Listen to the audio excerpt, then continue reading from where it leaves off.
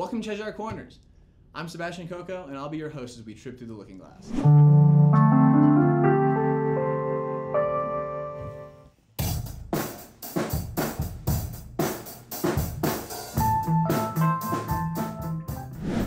Today I'm joined by Maja Kohek, a worker over at ICEERS, the International Center for Ethnobotanical Education, Research and Service, who's currently been doing a lot of work with actually ritualistic cannabis use in Catalonia, Spain. So welcome, Maja. We're really excited to have you here. I mean, you're coming in from Amsterdam right now, is that right? Yes, that's correct. Thanks for having me. Yeah, absolutely. So let's kind of kick it off. Obviously, we had our little kind of meeting before this to talk a little bit more about your work and kind of what we do here. So off of that, you told me that you're originally from Slovenia, but then you kind of moved across Europe to Spain. So can you tell us about how the attitude around psychedelics, psychoactive drugs, and really just ethnobotany in general kind of varies from kind of Eastern to Western Europe?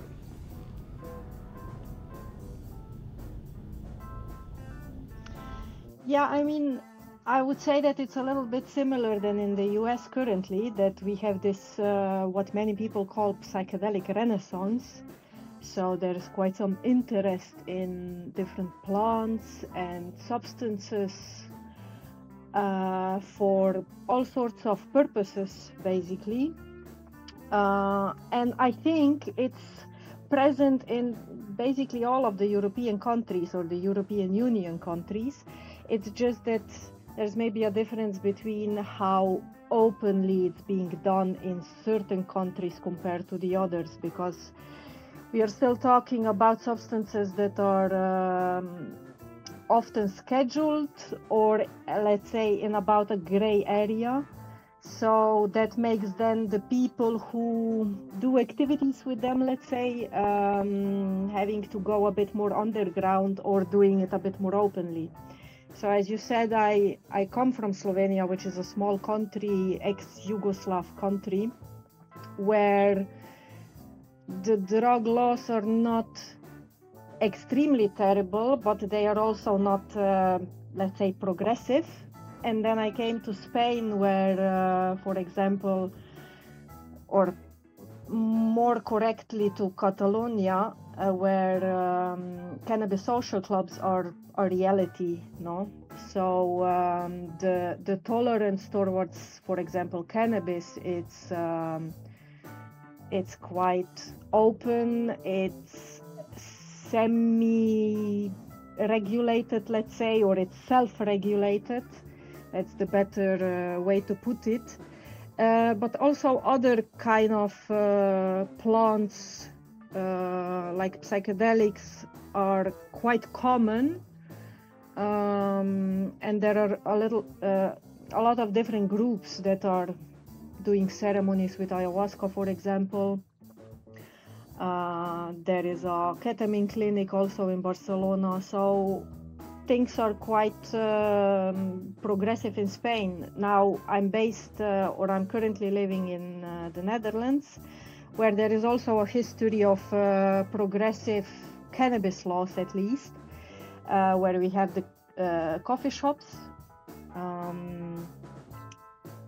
Many people believe, especially Americans, that cannabis is legal in the Netherlands, which is not so. It's just legal at the point that it enters the coffee shop and it's being sold to the customers, but where it comes from, that's still not solved, and that's what the Dutch refer to as the back door of the coffee shops. Sure, so, yeah, that makes sense. Depending on which country you are, there are no European Union laws that would address drug policy in every country. So every country can decide on its own how they will deal with it. So some countries are a bit more restrictive, some are a bit more open. What we also see in the last years is that certain countries are being a bit more repressive towards ayahuasca. So, for example, in the Netherlands, the use of ayahuasca has been prohibited. Very recently, it was also done in Italy. In France, it's being prohibited already for a couple of years. So, on one hand, we see this enthusiasm about psychedelics for the therapeutic purpose. And on the other side, no, these restrictions and these prohibitions of certain practices. Gotcha. Awesome. Well, yeah, no, that's amazing. So something that I was personally curious about, and you kind of touched on, so there's no oversight, there's no regulatory oversight for all of the EU, obviously, for drug control. Is there any commonalities in drug policy? Are there any countries that really tend to share research? Because it's one of those things that it seems like the EU and just kind of the broader European like mindset would have a more unified approach to drug use, but from what you're describing and from what I know, it's pretty disparate. So I guess could you speak to, like, is there any pieces, any countries that tend to go hand in hand? Are there any pieces of policy that are really kind of commonly shared? And I guess kind of with that, are there any trends that are emerging across the EU when it comes to the legislation and regulation of drugs?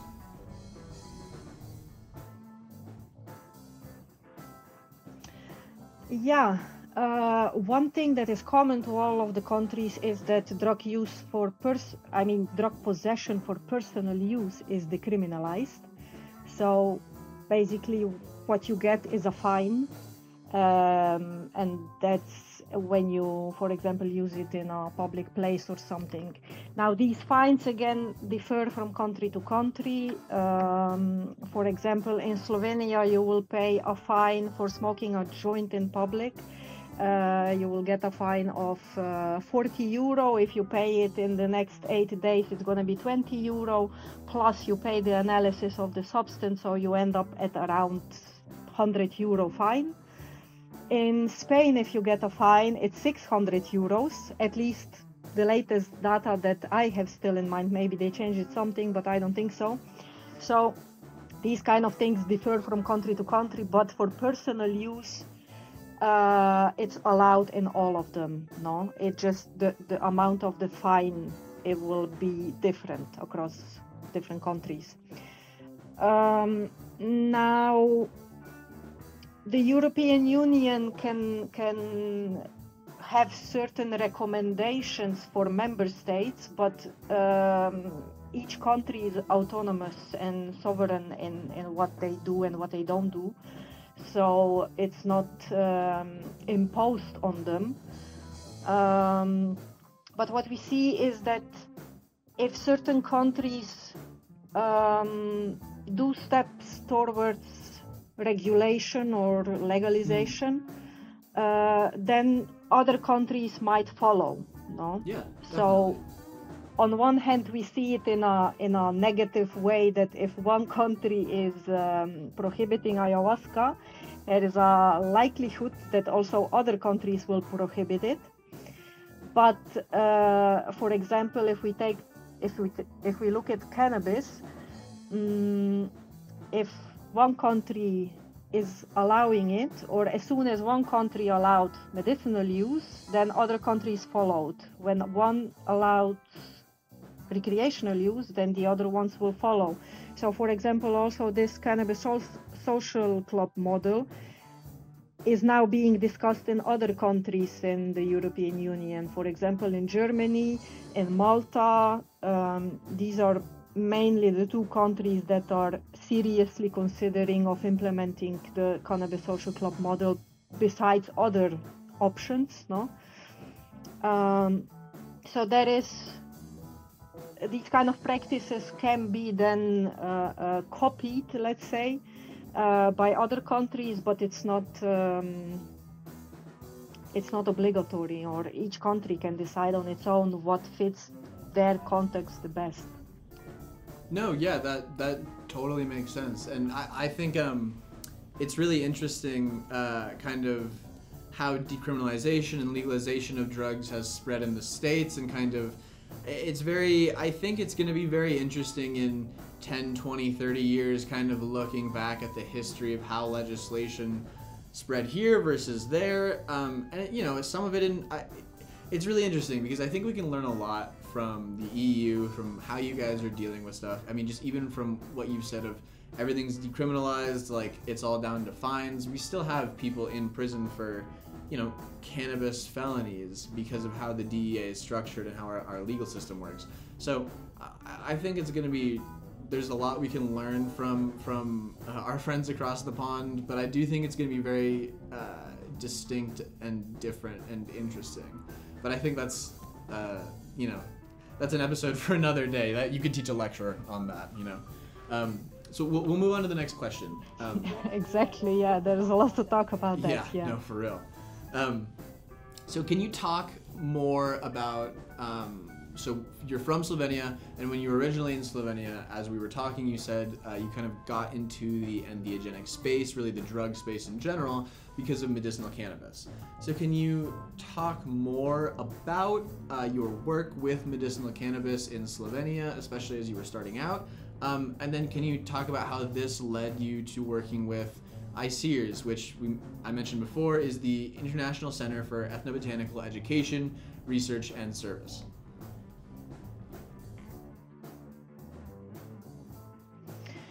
Yeah, so in the ex-Yugoslav countries, there was really no knowledge about the medicinal uses of cannabis or its potential in medicine. The prohibition propaganda actually did a very good work with making people think that it's a very dangerous drug. So there were a lot of this stereotypical notions around cannabis, and what we wanted to do is just to educate people about cannabis, what it is, what it can be used for, and to start changing this conception of this dangerous drug a little bit, no? Because still in times of Yugoslavia, cannabis was actually grown quite a lot all across different countries and used in industrial manner mainly. Wow, that's really cool. I didn't know that. So what we did was we invited, but yeah, then Yugoslavia fell apart. Then all this, the industrial cannabis was actually prohibited. You were not allowed to grow hemp. Basically, that was re-established again in the 90s in Slovenia by a friend of mine who is a farmer.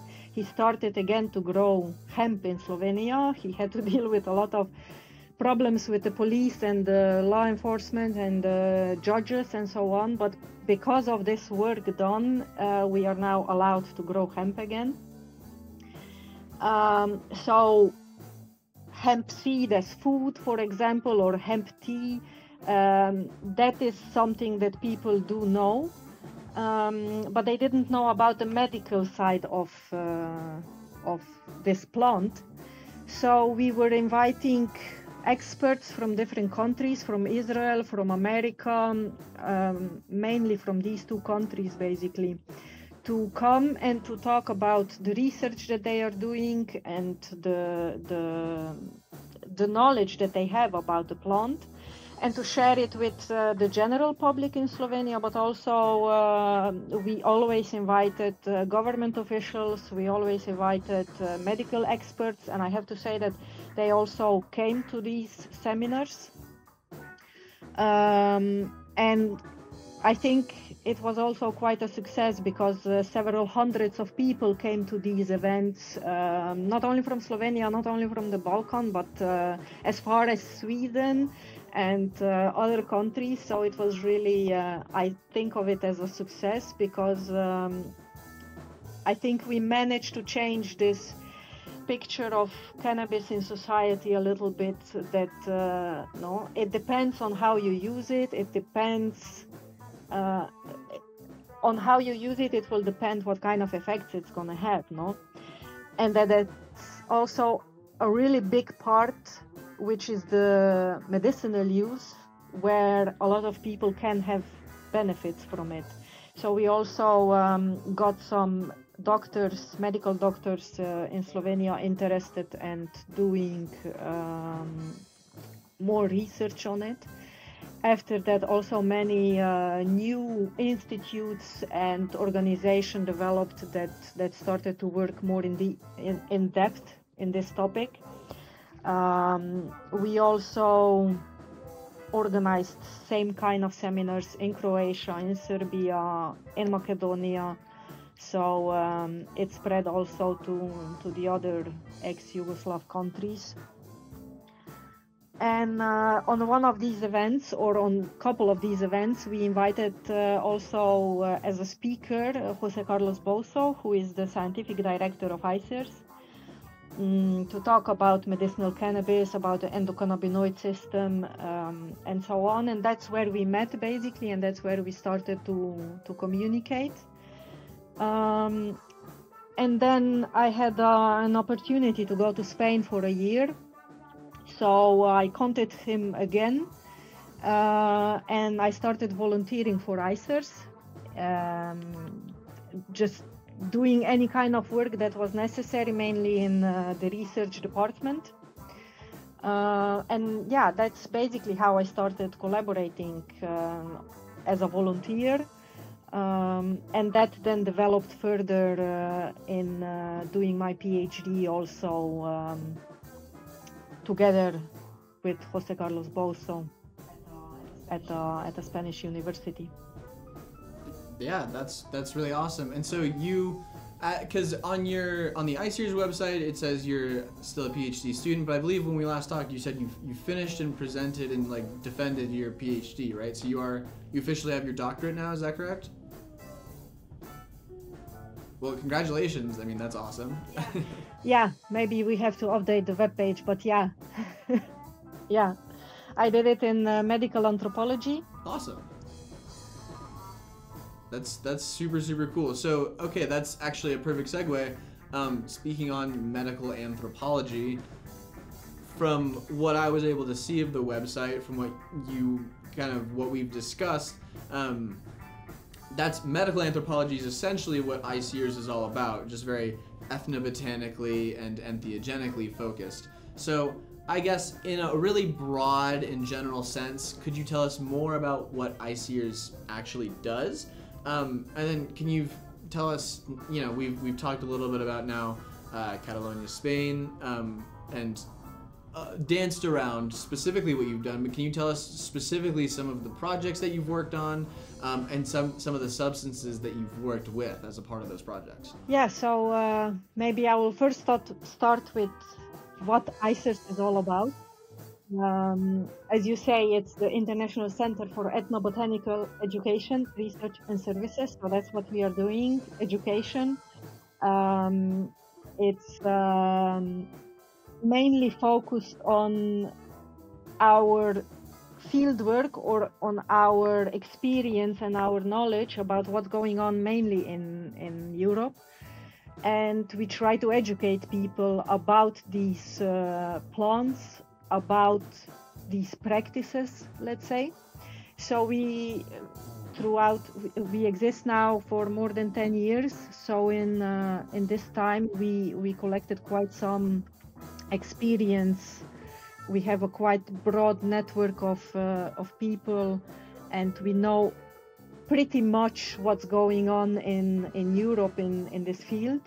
So what we did, for example, in terms of education, is to collaborate with the Catalan authorities to create a guide of good practices for ayahuasca ceremonies, because there is quite some activity or quite some ceremonies being done not only in Catalonia but also across Spain.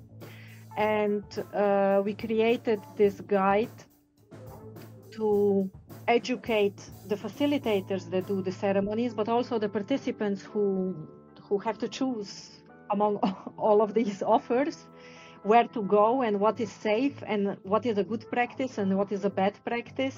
And so this was one thing that then led now a couple of years later to something which we call ICER's Academy. This is also an educational online course which is targeted again for ayahuasca ceremony facilitators or entheogen ceremony facilitators in how to create a safe space, how to make emergency protocols, for example, all possible things that can happen in a ceremony, how to prepare for it, and how to create a space that the participants will benefit from it the most. On the other hand, there is another course which focuses more on the integration part. So that's then targeted more for the medical professionals, for therapists who work with the people after they had the experience, to help them to integrate the experience, to help them if it was a difficult experience. So this is again basically two courses that all the experiences and the knowledge that we collected so far is kind of squished into it. So that's education part, kind of. We do more stuff in education on a very small level, let's say, directly with also government representatives or decision makers, but I would say the course currently is really one of the big outputs that we have. In the research part, we are focused on observational studies because of economical and practical reasons. It's just way less expensive and way less complicated to do an observational study than a clinical trial. Although we also have one clinical trial currently going on about ibogaine, low doses of ibogaine for people who are on methadone. But mainly we also think that because of our network and because of the access to people that we have or the data that we can collect, we think that observational studies would give you more like real world data. It's not a clinical setting, it's not a laboratory setting, it's what actually happens in the world. And this is, I think, also very important to understand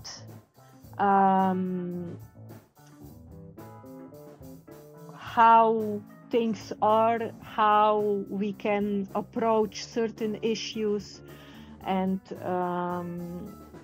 this is why we are also more focused on this kind of line of research. Although we also do just regular studies where we utilize psychometric questionnaires and assess the health state of people. This is what I'm currently also working on. There's a series of studies that we conduct in different countries in Europe about ayahuasca and public health, we call it, which means we are assessing the general health state of people who are regularly attending ayahuasca ceremonies, and we measure how is their health. So for that we utilize the same kind of questionnaires that the governments are using to assess the general health state of the population, to assess how much chronic illnesses are there, how much medication use, how healthy are people, if they have social support, if they are physically active, what kind of diet they have, these kind of questions. So this is also to have an idea of in what kind of state people who are regularly going and consuming these plants, how are they doing? Because mainly the arguments by the governments are that these substances and plants are dangerous for the person's health. So therefore, if a person is using it on a regular basis, if it's dangerous for their health, then we should see some indicators where their health is worse than the average, for example. But for now, we published the study that we made in Spain and the Netherlands, and the average Spanish person and the average Dutch person has the same kind of is of same kind of health than the ayahuasca users. So there is we didn't really find any worrisome effects of it. On the other hand, actually we found that the ayahuasca users are more likely to engage in a healthier diet, be more physically active, have less chronic diseases, and things like that, use less prescription medicine, for example. So these kind of studies we are still conducting in other countries to generate basically this kind of evidence that can then also serve for decision makers and the governments to actually assess the risks of these practices and create laws that will be based in evidence, not in some myths and No, totally. And then what else am I doing? I was when I came to ICERS, I was also doing a study with people who took ibogaine, and we asked them to describe their subjective experience, or what was going on while they were under the acute effects. And out of that we created a certain list or categories of what can happen if you take this substance, and what kind of themes were people experiencing. And we also focused on the people who were using it to stop their addictions. And that was interesting because ibogaine is a quite specific substance. It comes from the iboga plant, which originates from Africa, and it's a bit different than maybe the other psychedelics, classic hallucinogens as they call it, like ayahuasca or mushrooms, because it really seems to help people that are using opioids to not feel the withdrawal after the ibogaine. So it helps them. It opens kind of, as they say, this door for them, this door of opportunity to stop with the opioids, not get into withdrawal. Yes, they are 3 days on a ibogaine trip, no? But after that, they don't feel the withdrawal. They have this opportunity to stop using opioids. But then what was also interesting, and what is key, I think, with any kind of psychedelics, is that it's not enough to just take it.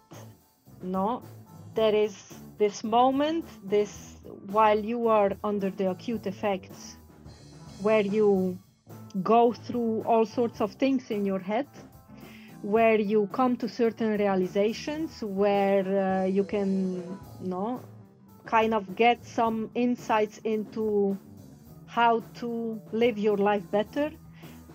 but then you have to live your life better, no? So the work afterwards, some people call it the integration, or no, whatever you want to call it, this time after you had this profound experience is really important in how much benefits you will get from it, no? Will you go back to your usual ways and start abusing opioids again, or will you kind of change your ways and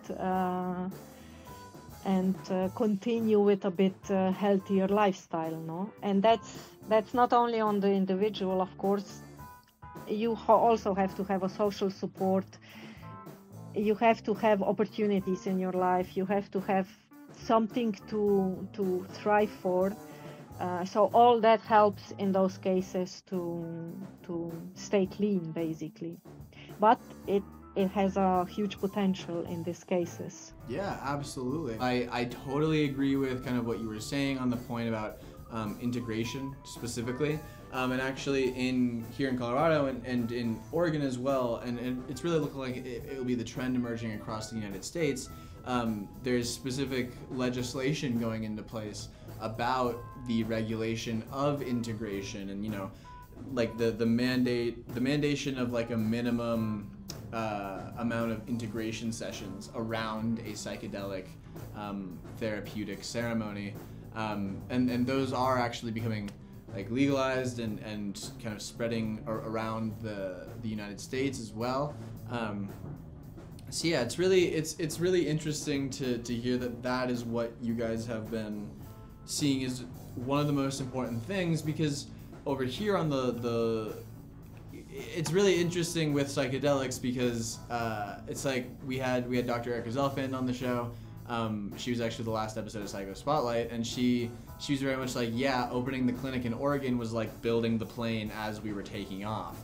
And it's very much the same thing here, because the research is happening at the same time as the commercialization is getting pushed through, which is really crazy to think about. And one other thing that you said, which I thought was really important about ICEER's work, is something I also talked with Dr. Zelfand about, and I actually mentioned in my episode What Are Psychedelics as well.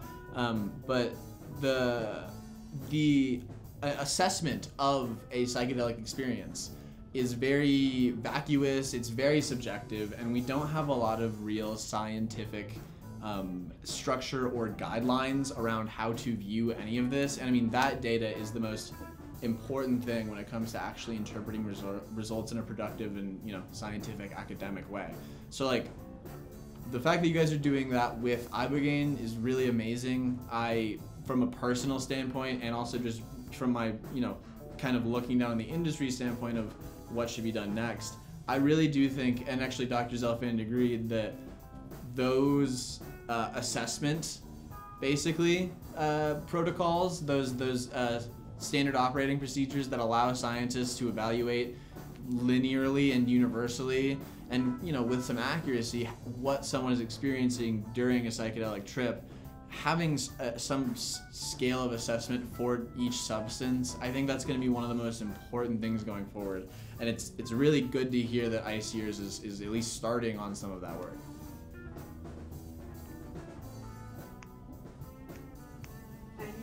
Yeah, I mean, we try to generate evidence that maybe research institutions and universities and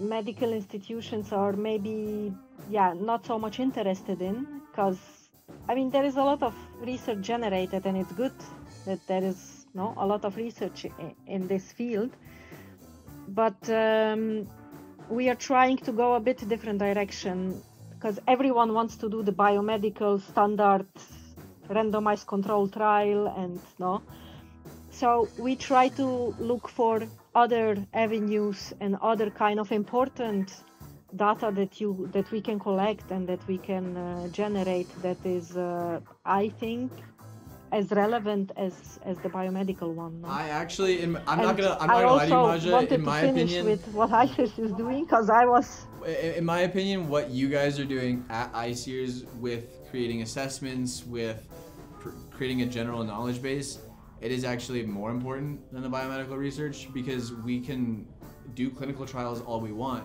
but if we don't have tried and true assessment standards to actually use in those clinical trials, like the things that were the current standards for assessment, like, were last updated in 2006, you know, so I want to really, like, personally advocate for what you guys are doing as far as those assessment standards, and I genuinely think that level of research is the foundation that, like, actual productive biomedical research is going to be built off of. And that's not to try to tear down the research that has been done in the biomedical field, like some of the stuff that's been happening at Imperial College and Johns Hopkins. Like, those studies around psilocybin and depression are, like, the basis for a lot of the legislation happening today. So, like, I do want to say, like, I'm not trying to tear that down or steer away from it, but I do think that the research that you're talking about and that assessment work that you're doing is going to be, like, so much more important and impactful for, like, to get into specifics, you know, because it's very much like, oh, no, because anyone that has taken psychedelics, anyone that's familiar with ethnobotanical work and entheogens, any of that realm, it's a no-brainer when they hear psilocybin mushroom treatment reduces depression. You know, it's very much like, yes, that's an experience we've lived, that's something that we've seen in the world. For a lot of people, it's something that we've seen in ourselves, me included. So having that scientific basis there is really awesome, but from a research perspective, it's kind of a no-brainer. Everyone that's in the field knows that already and has known it for a long time. So I think that what you're doing is actually going to be, and what ICEERS is doing in that assessment is going to be kind of the foundation for future research that starts to get into the specifics, and we start to learn more about how to manipulate trips and all that kind of stuff. But I'm going off on a little bit of a tangent. I do want to bring it back to you, because very specifically, and correct me if I'm wrong on this, but your PhD was based on and defended through your work with the ritualistic use of cannabis in Catalonia. So I'd really love if you could tell us more about, like, specifically how cannabis is ritualistically used in Catalonia, just, you know, some of the traditions, practices that you observed, as well as, because you are a medical anthropologist, if you could, and you talked a little bit about the questionnaires and that kind of stuff that you give participants for studies and for observational stuff. But if you could talk a little bit more specifically about how, for Catalonia and cannabis, you did those observational studies and kind of how data research was generated.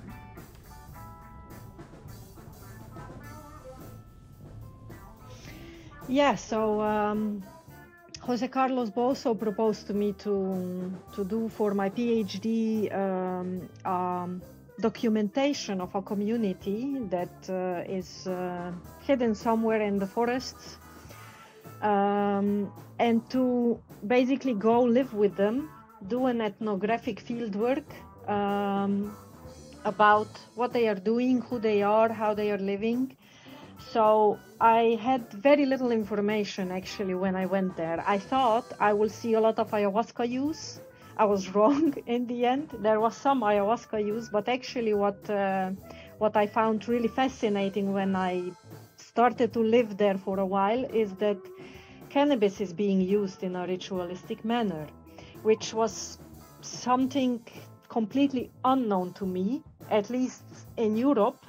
You know, I was aware of medical use, industrial use, recreational use, but I never even thought that somebody could use this plant in a ritualistic manner, in a daily ritual. So I was living with an older woman. She reminds me a little bit of Victoria that you did the interview a few weeks ago.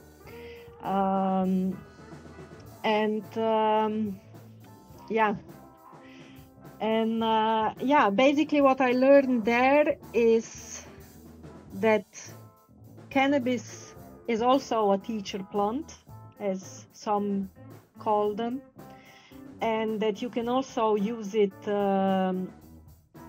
in the same kind of manner as ayahuasca or as mushrooms, in a ritual setting, which is still with other people. I mean, now the structure that they have, how they use it, is basically influenced from different traditions. This woman was in contact with indigenous people, she was traveling the world. She has some friends who are Indian Sikhs. So all of these people that she is friends with and who come to her house, basically, all of them bring a certain element from their culture, no? And that's how new rituals are created in this place, no? And they use cannabis because she says the cannabis is from there. It's not an imported plant that can't grow in Europe, but you can just plant it in your garden. You know where it came from. You can process it yourself. So it's from here, no? So that's why she really likes to work with this plant, because it helps you to connect or to communicate with this plant as much as you would do with cannabis, with ayahuasca or with mushrooms or any other psychedelic, if you use it in a sacred manner. And that's basically giving space for it to communicate to you. And in practice, that was done on a daily basis. Mainly every morning we would go to a little chapel that was there on the mountain, and we would read some books. We would smoke the cannabis, which she calls, or they call, Santa Maria. This comes from the Santo Daime tradition, which is a religion that uses ayahuasca. So they don't refer to it as cannabis, also not as weed, as Victoria also mentioned in her video, no? That she doesn't like the word weed. Well, they call it Santa Maria, the Sacred Maria. And it's smoked pure, it's being shared, it's being grown in the garden of the house. So you know where it comes from. It's also not as potent as you can get some of the cannabis that is being sold in coffee shops or in cannabis social clubs, for example.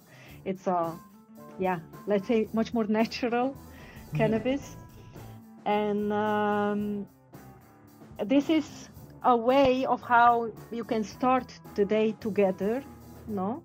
And you have this time in the morning when the sun goes up to just relax, meditate, and start the day good, as she says. And then every evening there is again a little ritual where everyone who is currently at that house comes together, and again Santa Maria is being shared among everyone, and then songs are being sung, mainly Santo Daime songs, or also some other ones that depends on the people. And it's a time when you end the day and you end it together again, and you end it in a good vibe by sharing the Santa Maria, by singing, by enjoying each other basically, and relaxing again to then go to sleep well. So that's just one of the ways how it's being used. Then they also created a new ceremony or a new ritual, which is based, or it has the structure of a búsqueda de visión. It's a vision quest where people go for 4 days and 4 nights into a forest to isolate. and the rest of the group stays in the camp and supporting them and singing to them and doing activities to support them on their quest. And during this time also cannabis is being used, and in this ceremony they prepare a drink which is called dek, and that came again from the Indian influences, from the Indian Sikhs, who taught them how to prepare the cannabis in a drink with other kind of spices and almonds and water. So then they prepare this drink, and that's then being shared again among all the participants. That is really, really, really cool. Maybe one thing that I can still add around this use of the Santa Maria or the cannabis is that in doing it in such a way, you put the focus on the plant. You give space to be with the plant, let's say. So it is done in group. But it's not like going to smoke a joint with your friends, and watching TV or going to a party, You really, the intention is different, and then also the results are different, which is something that I also experience on a personal level, basically, because when I arrived there, I was, how do you call that, a pothead? I really smoked quite some cannabis. But after that, somehow spontaneously, I stopped smoking it, and I really don't smoke it anymore. Or if I do, it's really in a like dedicated space for it, So I really learned how to relate to the plant differently through this experience I had there, and that was something I didn't even expect, I didn't even anticipate. So but it gave me this new relationship to the plant, which I appreciate a lot. No, yeah, that's really awesome. And from my kind of experience with Victoria and Arizona, like, I totally agree, and it was really crazy hearing you talk about a lot of the same stuff that she was doing, as far as making sure it was a low THC count, growing it at home, being there with the spirit. Victoria, I don't know if you remember from the video, I don't even actually remember if it was in the video, but Victoria refers to cannabis as Reina Maria. That's the cannabis spirit and the tradition that she was raised in. So it's definitely, it comes from a very similar place for sure. I actually think it's super interesting that you went in as kind of, a pothead, quote unquote, and came out not really smoking at all. Because I definitely went into my ceremony, quote unquote, a pothead, and I still very much am.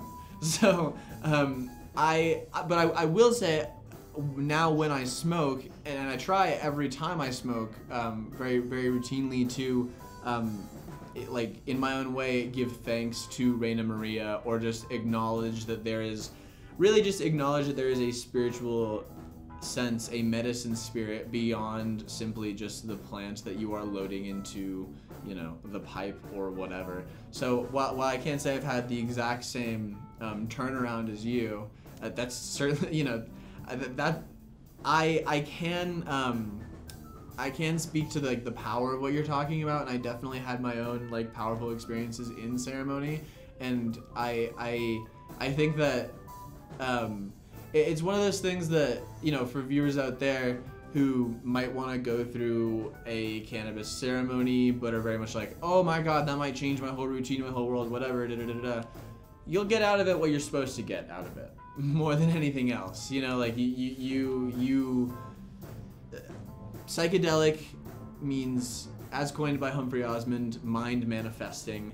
And truthfully, whenever cannabis can be a psychedelic insofar that when you're using it in a ritual sense, when you're using it in ceremony and kind of very intentionally walking with the cannabis spirit, quote unquote, and that's really just the strong presence of psychoactivity in the brain. But if you're walking with that very intentionally, cannabis can be just as psychedelic as ayahuasca, mushrooms, any of the more classic, traditionally viewed substances.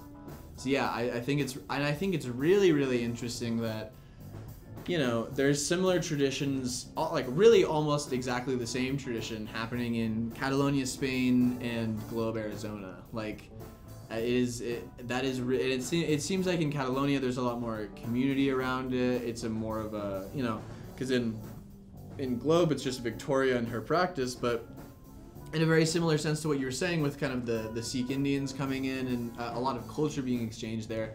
There's a lot of people that are in and out of Victoria's practice just from around the U.S. And obviously she works mostly in the American Southwest, but she's had people from Europe and around the world, I believe, come out too. So I think there's a really cool,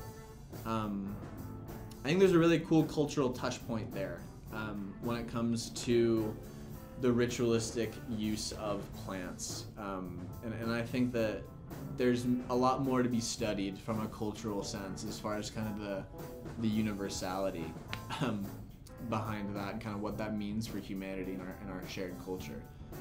But that's a huge question. We will wrap this up, and I want to say thank you so much for your time. Talking with you has been like really amazing. I've learned some awesome things. I'm hoping our audience has learned something really cool too. But looking at anthropology, medical anthropology, botanical anthropology, entheogenic anthropology, that world of studying the human use of really plants in general for a medicinal, ritualistic, whatever purpose, what to you is kind of the point of doing that? I have my own kind of opinions on that. I'm actually like a really big fan of anthropology, and it's one of my favorite fields to study. But I'd love to know from like a researcher's perspective, what to you is like the reason that you continue on in this field, and what do you hope could be? I guess it's kind of an extension of that.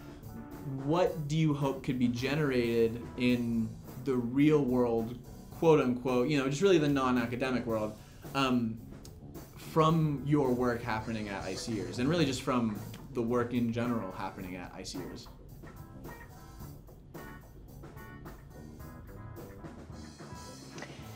Yeah, what I like about anthropology is that it goes into the field and it actually looks into what's actually going on in a certain context or in a certain community. Because that I think is really important to understand what kind of practices people already have, no? These people, in particular in the cases of using different kind of entheogens or cannabis or however you want to call them, these people have a lot of knowledge, and they might not be medical doctors, and they might not have this and that certificate, but they still have a lot of knowledge. And anthropology is really a discipline that you can combine different disciplines and you can play around with it, let's say, and go in the field and collect this information from first hand. It's a nice thing to do for me as an anthropologist, to go there and meet all these people and participate in all these activities and learn so much stuff from them. But then on the other hand, we are also generating this kind of evidence, which can be then also used when we do other work, because in ICEERS we have also a big department which is focused on law and on legal help, legal defense. So these kind of data, this kind of evidence can then also be used either in court cases when people are being prosecuted for carrying plants or this kind of things. And it can also inform our support center that we have, where we offer support to people who have questions about whatever, basically about drug interactions, about helping them going through a difficult experience, for example. We also offer this kind of support free to people who need it. So we get also quite some people contacting us, either needing a couple of therapy sessions for the integration, or they want to check if with a certain medical conditions they can go to a ayahuasca ceremony, for example, or if they are taking a certain medication, no? And then the legal part is focused on also trying to communicate this evidence that we generate to the decision makers, to the governments, and trying to go into conversation with them and try to develop some laws that are based on evidence, that are based on what's actually going on in the society, in the specific context, and then trying to create some laws that will actually be beneficial for everyone, no? That is not going to be just simple prohibition, but that's going to try to include all of these different uses and all of these potential issues that can occur, and really offer a context, a container that will be safe and beneficial for the people, no? And I think anthropology, among other disciplines, of course, is useful to generate this kind of evidence. Each discipline has its own specialities, but the good thing about anthropology is that you can take a little bit from different ones and then go on the field and collect more data, and then try to put all these views and all these knowledges into one context, basically. Yeah, no, absolutely. I kind of, on that note, honestly, more and more every day I find myself becoming kind of a psychedelic anthropologist, because the point of this channel is to touch every far-reaching little, unintegrated thing that psychedelics can kind of come across. So I think it's really interesting you touch on that point, because I find myself closer and closer to that every day. Well, Maja, awesome. Thank you so much. We really appreciate you coming, and like beyond Cheshire Corners, us appreciating you being on the show, I personally really appreciate you and your colleagues' work at ICEERS, and I think it's some of the most important work in the psychedelic field right now. So I really appreciate that and want to thank you personally as someone else in the industry who really recognizes how important that is.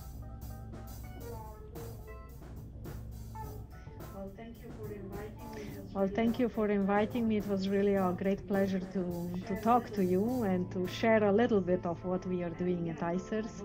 And I hope that we'll have another conversation sometime absolutely, soon. And definitely. I think we're gonna talk more with ICEERS and your team about just how to get you guys on the channel more often and how to get your message better spread.